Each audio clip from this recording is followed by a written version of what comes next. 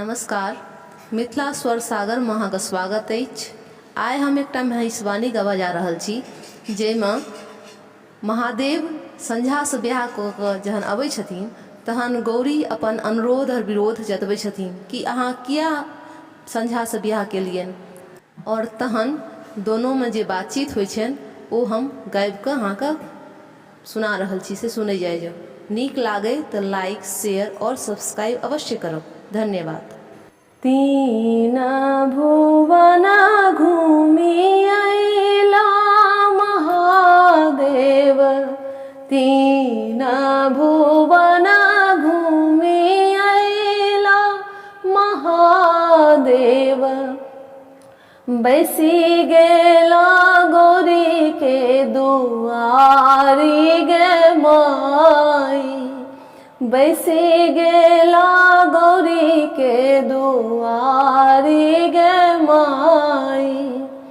पैर धो सिंहासन बैसु ईश्वर महादेव, पैर धो सिंहासन बैसु ईश्वर महादेव। कहु शिव नहिरा कुशल गे माई, कहु शिव नहिरा कुशल गे माई। पहिला कुशल गौरी माई बाप कुशल छथि, पहिला कुशल गौरी माई बाप कुशल छथि। दोसरा ही कुल परिवार गे माई, दोसरा ही कुल परिवार गे माई। तेसर कुशल गौरी कहलो न जाइया, तेसर कुशल गौरी कहलो न जाइया। शिव केल दोसर विवाह गे माई, शिव केल दोसर विवाह गे माई। नहीं हम आहे शिव भांगक चोरनी, नहीं हम आहे शिव भांगक चोरनी। नहीं हम कोखिया बिहून गे माई, नहीं हम कोखिया बिहून गे माई। ने हम आहे शिव सेवा मचुकलो, ने हम आहे शिव सेवा मचुकलो।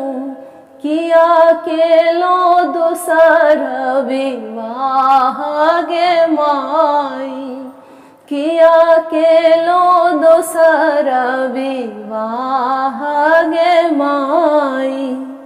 किनका सन शिव देखैत सुंदर, किनका सन शिव देखैत सुंदर।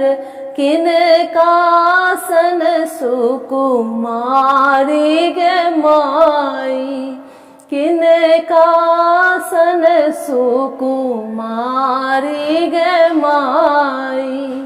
किनका सन शिव पातर छीतर, किनका सन शिव पातर छीतर।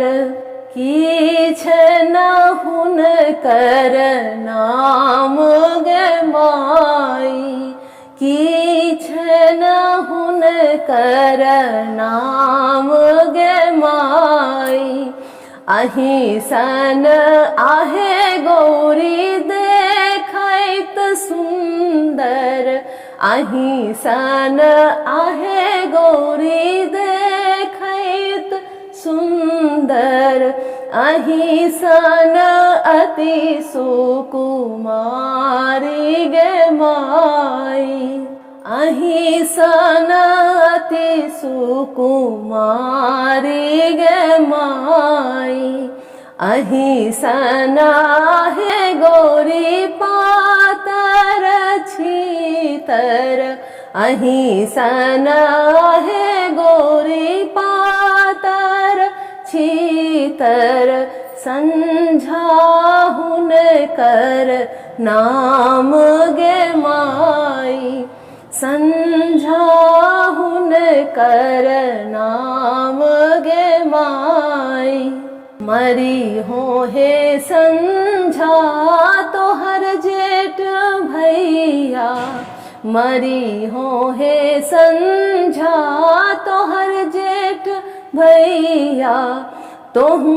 होई हो कोखिया बिहून गे माई, तोहू होई हो कोखिया बिहून गे माई, जुनी आहा गरी दियो जुनी सारा पियो, जुनी आहा गरी दियो जुनी सारा पियो, जुनी कहियो कोखिया बिहून गे माई, जुनी कहियो कोखिया बिहून गे माई, कार्तिक गणपति गोद खेलायब, कार्तिक गणपति गोद खेलायब, रहब हम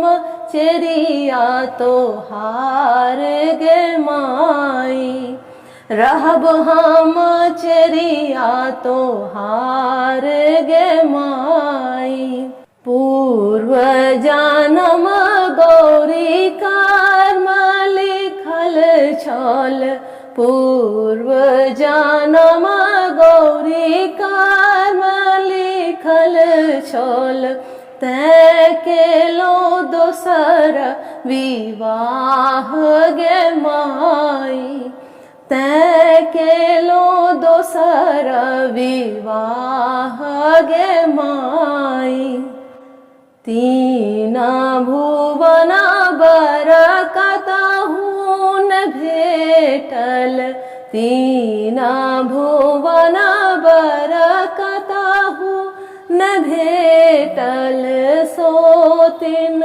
लिखल हमार गे माई, सोतिन लिखल हमार गे माई, सोतिन लिखल हमार गे माई।